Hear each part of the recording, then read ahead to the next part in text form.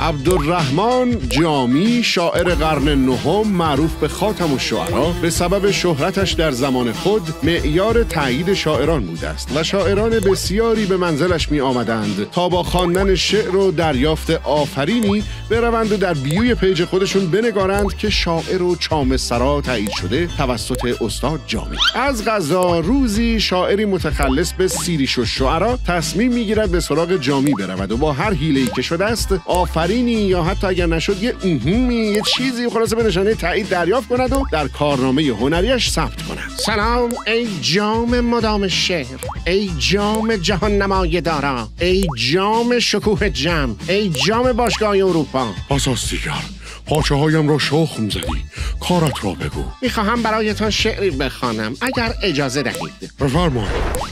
وجودم چطوری؟ حدودن چطوری؟ چطوری جدیدن چطوری؟ عزیزم چطوری عزیزم؟ بیا تا چشام تو اشکات بریزم. خوبی؟ چه بگویم؟ قربانتان گردم. من این شعر را پس از سرودن با خود به مکه بردم و به قصد تبرک به دور کعبه چرخاندمش. خوب است، اما بهتر بود برای تبرک بیشتر با آب زمزم نیز می‌شستیمش. خلاصه سیریش الشاعرین با وجود کنف شدن نزد استاد کوتاه نیامد و چندی بعد دوباره به خدمت جامی رسید. سلام ای جام مشروبات الکلی غیر مجاز، ای جام حذفی ایران.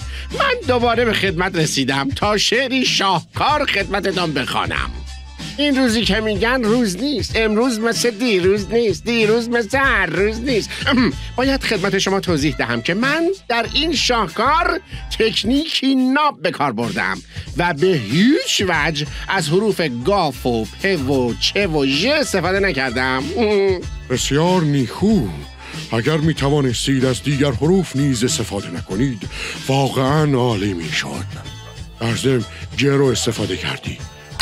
جناب سیریش عزیز بعد از دک شدن از نزد استاد دچار ضایع شدن مزمن شد و برای همیشه از حرفه شاعری خداحافظی کرد و به پیشه وزین و پرکاربرد ماهیگیری در کویر روی آورد. اگر اصرار دارید حکایت درس اخلاقی داشته باشد، می شود گفت درس مهم این حکایت این است که بهتر است به جای ارائه کار بیکیفیت و بالا رفتن از طریق پاچه‌خواری دنبال رشد دادن مهارت‌های خودمان باشیم.